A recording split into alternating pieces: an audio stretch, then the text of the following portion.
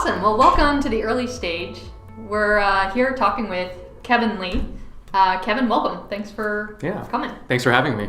And so we'd love to hear a bit about your background before we kind of dive in. What were you up to before you joined Pear? Yeah, I started my career kind of as a failed investment banker. So I did it for about 8 months and realized I wanted more hands-on tech role, and so quit, moved to San Francisco. I found a role as actually a product manager at a growing company. It was a mobile gaming company with ties to Hollywood called Kabam. Oh, okay. So they were 3 Berkeley co-founders, and one of my friends, he was a bioengineer at Berkeley, was already working there as a product manager. So he said, "Hey, come check out this company. We're like Series B and growing pretty rapidly." I had loved mobile games, and I also wanted a more hands-on role, trying to just learn anything I could about product management. And so interviewed there, ended up there as a product manager, was there for about 2 years working on kind of these really massive multi-million-dollar games in both US, China, and Vancouver. Okay. And so it was just an amazing experience. I think in mobile gaming, when you're a product manager, it's a little bit different from other industries where they do give you a lot of responsibility and a lot of P&L ownership. And so you are ultimately responsible for just working with the teams to kind of grow these products, hit certain revenue targets. You have to track all of your metrics. You do all your split testing yourself. So it was really like kind of fun, full stack, quantitative experience, and really just got my hands dirty with product management. Around this time, I had also on the side been starting. Really, it started out as a website. It was called Product Manager HQ.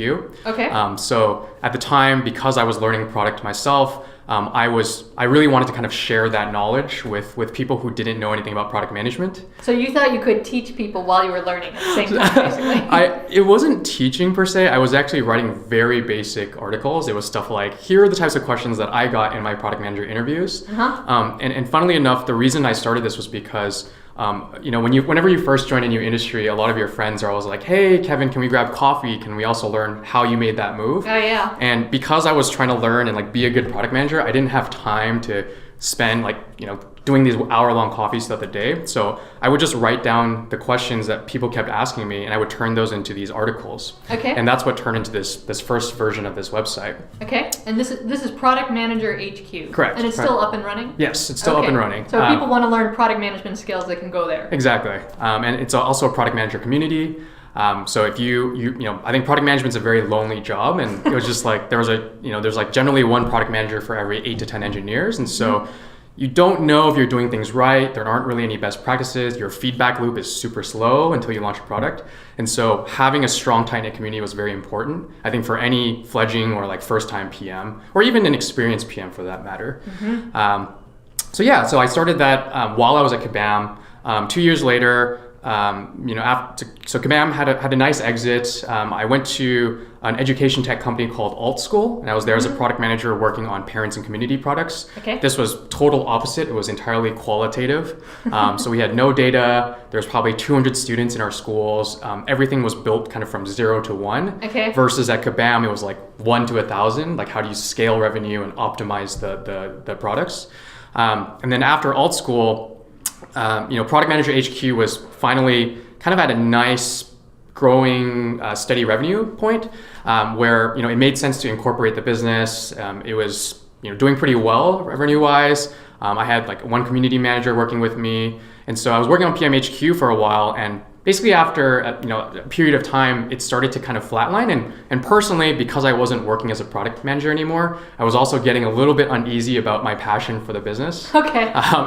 It's hard to have the grit to kind of continue going when I myself was no longer a product manager. Yeah. So I started looking into different roles, and I think a lot of time, when I was thinking about the next role, I think when you're a product manager, you can be very extroverted within your organization and within your teams. And I'm a very extroverted person. And so I was trying to find my own kind of person market fit. Okay. And I started thinking hey, maybe I should, do a sales or BD or maybe a venture role. And I explored all 3 options, and I ended up finding this firm called Funders Club. And so Funders Club is this interesting VC that actually went through Y Combinator back in 2012. And they're this hybrid of a VC and a startup. They had a full team of engineers, they had a product manager, a designer, they had a full venture team. And so I thought, hey, this is like a perfect segue between product and venture to really explore venture, but still be able to treat it like almost like a product management experience where we were trying to build a better fundraising process for founders. So I was there for about a year and 2 months. Pear Ventures at the time. So Pear is a pre-seed and seed early stage venture capital firm that's been around for 4.5 years. One of the founders, Pagemon, was actually an early angel investor in Funders Club. Oh, okay. And so I met a lot of the team at Pear. Alex and Boris, the two co-founders of Funders Club, knew Pagemon and Mar and Ajay very well. And so I made that transition over to the Pear team. And I've been here for about 8 months. Oh, okay. Great. And congrats on the relatively new role, I guess. Yeah, thank you. So actually, I want to take a step back and go back to product manager HQ for a minute, because I think you have a lot of learnings and lessons in growing that. Right. I guess the first question is, you said, okay, you started out as a blog writing this. What were some lessons around that? Because I know eventually you kind of migrated and turned it into more of like a newsletter almost. Right. So it started out as So I think the first thing to caveat is I think it's easier to connect the dots moving backwards than forwards. Sure. So I think a lot of these key learnings are really learnings that happen after the fact. And I think in the moment, it wasn't necessarily like I planned everything per se. Okay. But I do think that when the website first started, it was a good place for people to kind of come, read some articles. But I noticed that there was just a very high bounce rate. Yeah. There wasn't much to retain the users to really build this cult following. And I think it's extremely important for most startups to build up demand gen or build up a loyal audience that will kind of follow them and really like purchase any product or trust that company down the line. So starting the weekly newsletter was something that really spawned off of just seeing that high bounce rate and or it wasn't necessarily high, but it was just like, hey, people don't have any reason to stick around after they read all the content. Yeah. And so the weekly newsletter started, which was essentially me kind of curating the best product reads. There weren't that many newsletters or even just any product management resources at the time. Yeah. This was around 3 to 4 years ago. And so started this weekly newsletter, have been going at it for the past 4 years. So never failed to kind of miss a newsletter. That's been fun to do. Amazing. That really helped build a loyal subscriber base. And then from that subscriber base, I think it was important that I frequently reach out to my members and just gather feedback. Obviously, this is like a key learning for any startup is to be extremely customer and user focused, especially in the early days, kind of in the pre-seed phases. So I would do outreach, ask people like, hey, like why to your subscribers. To the subscribers, correct. So I had both in my auto drip sequence, when people first subscribe, there are questions in the very first email, which basically ask, what are you trying to learn from Product Manager HQ? What's your biggest barrier to landing a product management job? And then the third one, which is like, how did you hear about us? Because Google Analytics sometimes doesn't give you the full picture in terms of where your traffic's coming from. So I wanted actual qualitative research. Interesting. How many people fill this out? So 8% of our subscribers actually fill out. Wow. Which is a very high response rate. And yeah. I think the reason for this is because the first email in the drip sequence is a very kind of emotional story that really resonates, I think, with the audience. I'm very vulnerable in it. I talk about how I did this investment banking job. It was brutal. There's like a picture of like this person sleeping under the desk, which is supposed to represent me. I talk about like the long journey it took to actually break into product management. And I think people read this story and they think, yeah, this is like, I can relate to this. This is an emotional tie. And I think that's how you build a brand these days. You have to feel emotional about the brand. Mm-hmm. And so that gets people to really want to respond to those last 3 questions and build this relationship. And I've gotten such valuable feedback, both in those top 2 questions of like, why did you come here? What's your biggest barrier? Because they give you a lot of data points in terms of like, what value can you provide this audience in the future? And then that third question, how did you hear about Product Manager HQ? You are going to get some interesting, feedback that you won't get from Google Analytics or like Mixpanel or anything like that. People will tell you, hey, my friend at this company who is like the head of HR, she's the one leading all the PM recruiting. She told me to look at this resource. Then I'll reach out and I'll say, hey, can you put me in touch with this person? Like, I'd like to develop a further relationship. Or someone told me, hey, the University of Washington Career Center actually like has this as an official resource on their website. Oh, wow. And I'll be like, oh my God, this is such a great backlink. And so I can reach out to them and then set up like maybe further workshops and courses. So it's just not a quick way, but an easy way to learn more about where people are coming from. Where's the word of mouth so that you can do direct outreach. Maybe there's like people backlinking to you and you want to get more backlinks so you can reach out there as well. Interesting. And so tell me also about your subscriber base. I think I saw on your site you have about 20,000 subscribers now. How did you go from 0 to this? Like, what did you do? So, in the early days, I really didn't want to spend any money on paid marketing, and I actually to this day have not spent any money on paid. I actually encourage, so most founders I look for these kind of qualities where I want them to be extremely scrappy, figure out how to do something with nothing, basically. And I think in the early days, it was just me working on this. So one thing I realized about 4 years ago was I was reading a lot of Quora. Quora is this question and answer website, much higher quality answers. It's much more popular now because they've raised a lot more funding and really just taken over. But back in the day, they were this fledgling startup also, and I noticed that they were raising venture capital money and they were using that money to drive traffic to their own website and basically get more views. And so I thought, rather than spend my own money on paid marketing, why not just leverage that platform, because they're already spending their own dollars building up traffic. Interesting. And so I started looking for product management questions. And I would have like a VA specifically like go through and look for interesting questions that were getting a lot of followers. And I would answer those product management questions, oftentimes reusing content from articles I had already written. And then if I felt I provided enough value, I would do a very small backlink. So I would say like source : product manager HQ. Or like, if you'd like to learn more, I've written more articles. And in the early days, that's how I bootstrapped a lot of traffic to PMHQ, just to get enough credibility where, I had some traffic, I could do some more outreach to other blogs and other websites and say, hey, would you consider doing a guest post, or would you consider like backlinking to our website? Interesting. And so what would you say that got you to, like, maybe 5,000 people on your list? Or? I think it got me to a good 5,000 or so. Then, after that, it was just slow and steady growth strategies. There's really no magic bullet. I think you really have to iterate and try new things. So we offered like certain lead magnets. We tried different like ways of converting within the article. So, you let people download like, in Google Analytics, you could see which were your top 5 most popular articles. And within those articles, I would have download links to download the article as a PDF in case people wanted to use them elsewhere. So it's just different slow and steady strategies. Oh, where you have to sign up in order to get the PDF? Exactly. Yeah, okay. And so different ways of getting people to subscribe.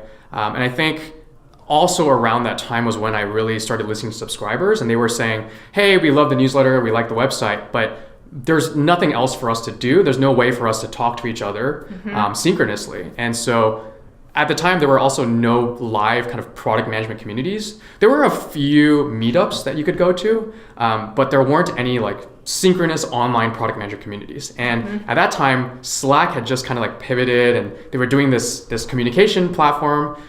This was also like 3-4 years ago where they were just starting. And so I thought to myself, hey, I think Slack could be a really valuable platform for product managers. Engineers already live in this, in Slack. Product managers probably won't have to go out of their existing workflow because, people were like, why didn't you start a forum? Why didn't you start a Facebook group? But you don't really want to break your audience's like existing workflow. And so if product managers are already living in Slack, adding another community is not a hard issue. So we actually started the very first product management community on Slack. It's since grown to around over 5,000 members. So it's one of the largest product management communities in the world now. And we've been able to basically bring in amazing product leaders and executives. So we've had people like Ken Norton of Google Ventures, Josh Ellman. We've had like Jess Lee, who was formerly the CEO of Polyvore and now at Sequoia. Hunter Walk, who's also a product guy turned VC, and a bunch of other CEOs who've come in to do AMAs with the community. And I've always personally just had a strong belief that if you look at the top companies in our world, like the Googles, Facebooks, Yahoos, Amazons, they all have these structured PM programs where like you go in and you feel like you're just like in school again. Everyone's teaching you how to be the best PM. You have these mentors. But if you look at the long tail of companies and startups, none of them have the resources and they're all reinventing the wheel. And I've always felt like, why reserve this PM knowledge for the top 1% of companies when we should be sharing this knowledge with everyone and helping everyone build better products? And so the goal of the community was always a way for people to learn from each other and share best practices, whether you were at the world's top company or you were just a 1 to 2 person startup founder or a product manager at one of these small companies. And so, over the past 4 years, we've really seen a lot of this where people share best practices. A lot of people are learning from each other, learning from the best. And it's just been great to see this hive mind really grow. That's awesome. So I want to transition and actually use that as a building base. So now you're on the investing side. Are there any key learnings or takeaways from doing this, Product Manager HQ, Yeah. that you apply in evaluating startups?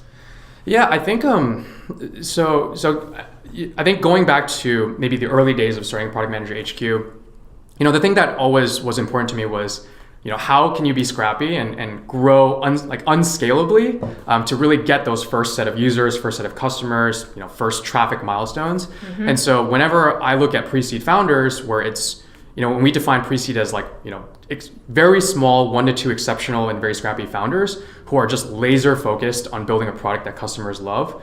These founders, they don't have any money. They don't have money to spend on paid marketing. They don't have resources to hire a bunch of engineers. They have to do very unscalable things. And so the first thing I look for is that scrappiness and that ability to be unscalable. What more specifically are you looking for? So I think there's a couple. So one is, for example, I like to ask founders in the first meeting, like, hey, if you don't raise money from me or from anyone, what are you going to do? Okay. And you can actually tell from their body language. You can tell from the way they stutter. You can tell from whether they just don't miss a beat and they just keep going. They'll say stuff like, I don't care if I raise this funding, I'm going to keep going. And I'm going to figure out a way to build this company and to get to this next milestone with or without your funding or anyone else's funding. I think these are the types of founders who will break through walls to do what they have to do. They know that funding is just a way to really accelerate that growth, but they don't need it per se. And I think that's one kind of definition of scrappiness that I've seen. And then there's other types of founders who they'll just do really interesting things. They'll leverage tactics I've never thought of before. One of our founders, was able to build a script on LinkedIn where he has this, it's like a bot that automatically iterates on his email copy so that he gets a 60% response, 60 to 80% response rate when he does cold outbound sourcing emails to find candidates for his company. Okay. And his bot will automatically iterate through copy and maximize. So he's been able to source new employees for his company without any recruiters or outside agencies. Interesting. And that's super, super scrappy. Interesting. Okay. So, tell me a little bit about the companies that you're backing at Pear. What are you looking for? Is there a certain thesis or theme? Is it about scrappiness in founders? Talk a little bit about that. Yeah, I do want to go back to the previous question. I think the scrappiness is one thing, and there's a few other things we do look for. I think one is the very obvious one is do they feel passionate about the problem that they're solving? That's kind of a given. If you aren't, you're not going to keep working on it. 2 is we see some of the best pre-seed founders really measure themselves in ways that other founders don't. So they will set specific milestones or targets and they'll work backwards from there and they'll deconstruct them. So it's not just hey, I want 1,000 subscribers in the next month. It's okay, I want 1,000 subscribers in the next month. Here are XYZ strategies that are hypotheses in ways that I'm going to get to those 1,000 subscribers. And then tactically, let me break those down into actionable steps. And then they just execute on those tactical steps. And along the way of executing, they are iterating, they're measuring, they're analyzing, and they're very data-driven in getting to those milestones.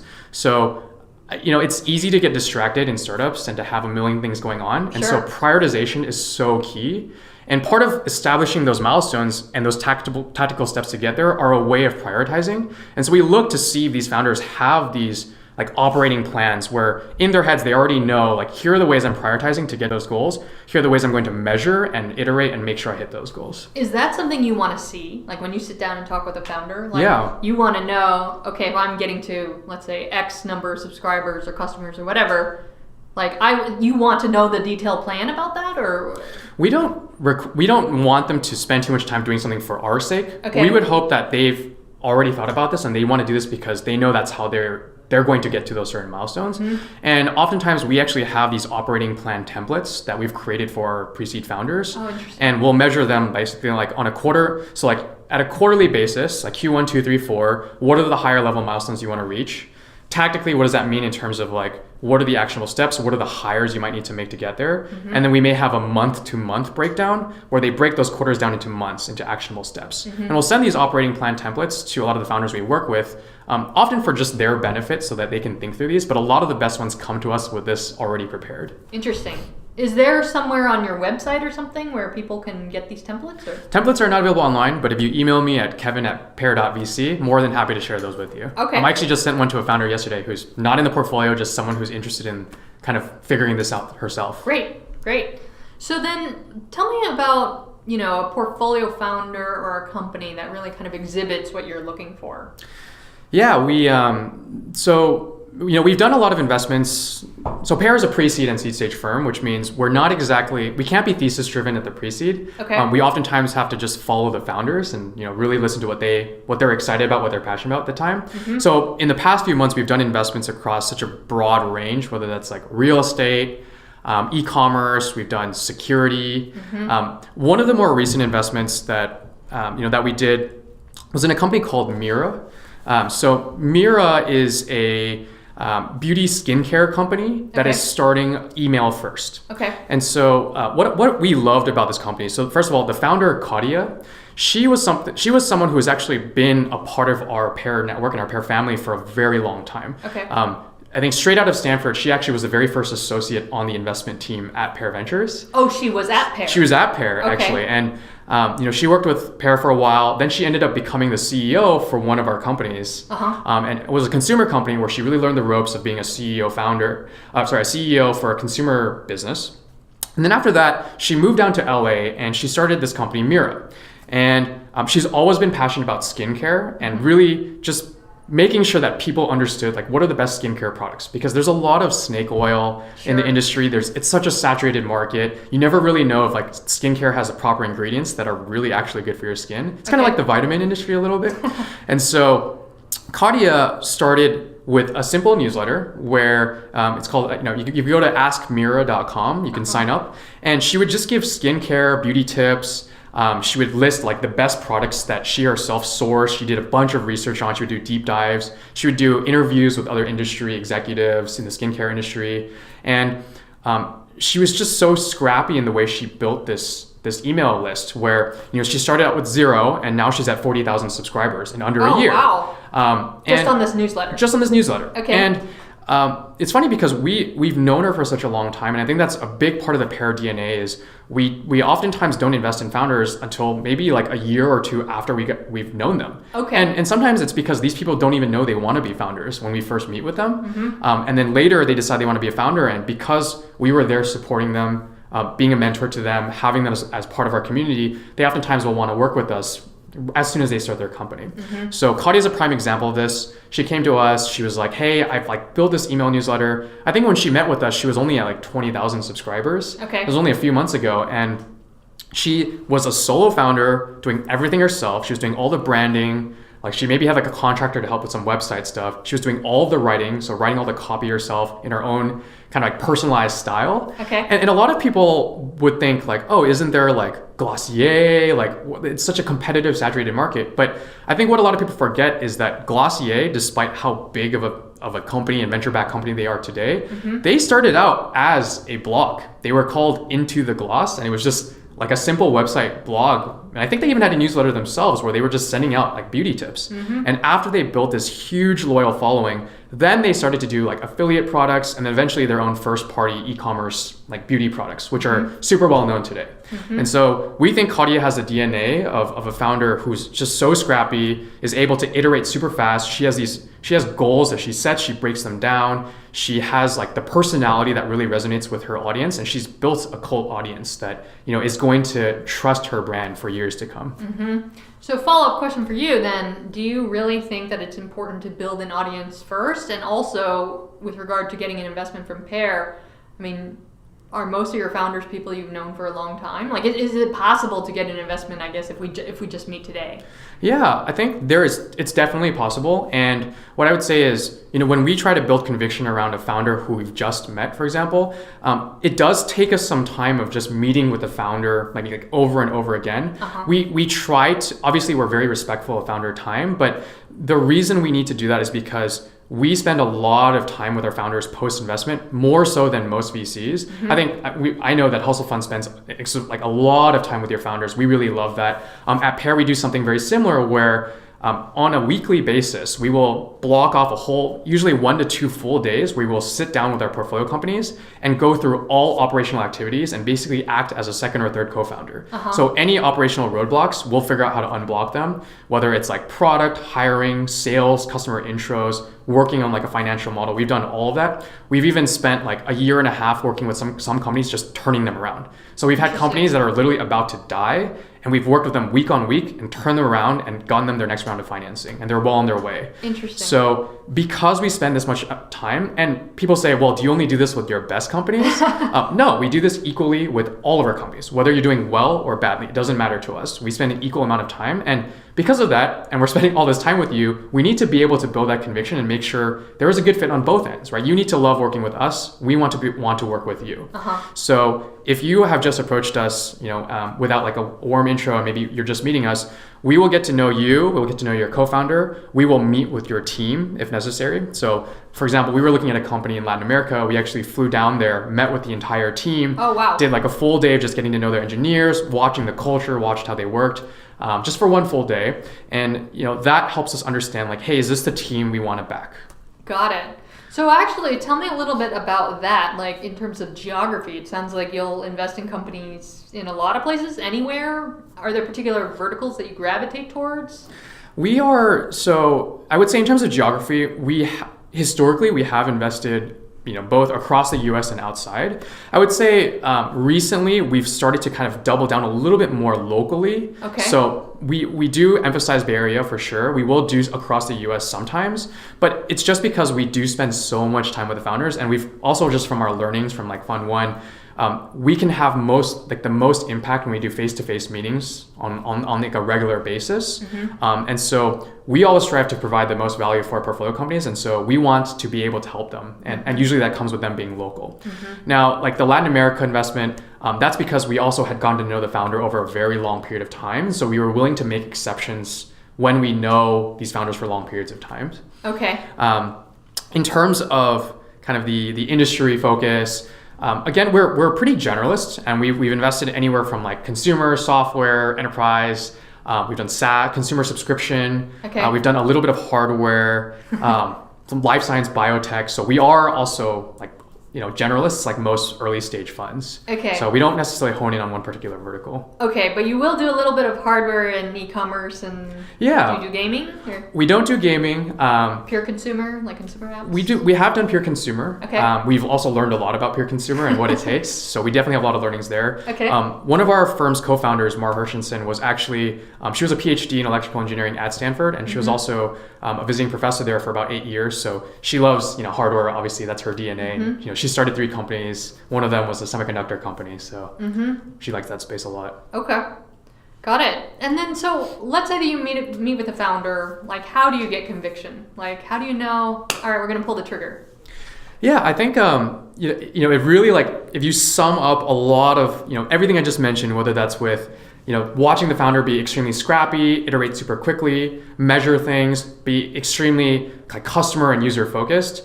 Like in the early days when you're going from 0 to 1, you just want to make a product where like you can make a small group of people very, very excited and happy and love your product to a point where they would be extremely dissatisfied, unhappy, or even angry if your product no longer existed. Yeah. And so we look for the founders who have those types of DNA, who are really focused on customer user love, who are really, again, I keep saying scrappy over and over, but that's the truth, you have to be, who are iterating very quickly. So they're learning every time we meet with them, every single week. They seem to have learned like tenfold.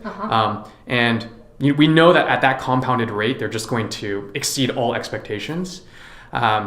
And again, very data oriented, so they're able to measure results. They're not necessarily just going off gut all the time. It's necessary for some things, but usually you need to measure everything you're doing. So all those are like the qualities we look for. The conviction generally comes after we've spent a lot of time with these founders, where we've just gone to watch them over a period of time, whether that's like knowing them for like over a year or maybe just 6 months, or maybe just in those 2 weeks where we're doing diligence, where we do a lot of reference checks. We watch them, the way they work with the teams, the way they interface with us, the way they come prepared every single meeting. And I think at Pear, because we're such a small team of 4 people on the investment team, it's not like other firms where one person comes, bangs their hand on the table and says, I have conviction, we're going to invest. The four of us really try to build conviction together. Okay. And so we all want to make sure we're all on the same page. We all love this founder. We want to work with them. Page One often jokes that we're kind of like a soccer team at Pear. We all are there playing individual roles, but we're all cohesive as a team. And that's how we build conviction together. I see. So you guys have a little bit more of a consensus type of model? Exactly. Like everybody has to be on board? Exactly. Have you ever done a deal where not everybody's on board? Like, what does that look like? No, I think actually generally we all are on board together. And again, I can't speak fully for the team because I've only been here for around 8 to 9 months. But from everything I've heard, all the investments have been done based on full conviction of the team. Okay. And so how does one pitch you? Like just send you an email or? Yeah, I think, most VCs are going to tell you like, hey, get a warm intro, get a warm referral from your network. Obviously, we always appreciate that. We're going to take that very seriously. Mm-hmm. We also take cold emails very seriously. Mm-hmm. I've gotten many cold emails. I respond to them. I'll meet with those founders. I think good founders come from anywhere. Mm-hmm. We also have gotten very interesting creative pitches. So I had a founder who sent me a handwritten card, with a very personalized note telling me why he thought I was very relevant based on all the research he had done on me. And I thought that was just like, it showed very great qualities of this founder, taking the personalized time to try to like close the sale in a way. Yep. They had done their research, they had personalized it, they knew my background. And so I definitely, met with the founder. Although I didn't end up investing, I had a lot of buy-in already, and I felt kind of inclined to want to give them feedback and just meet with them regularly to help them build their business. And you never really know, like maybe it's not the right fit now, but down the line it might be. Sure. Yeah, of course. Okay. Yeah. Well, thanks for chatting with us today, Kevin. I really appreciate your taking the time. And yeah. Definitely. Thanks for having me. Take care.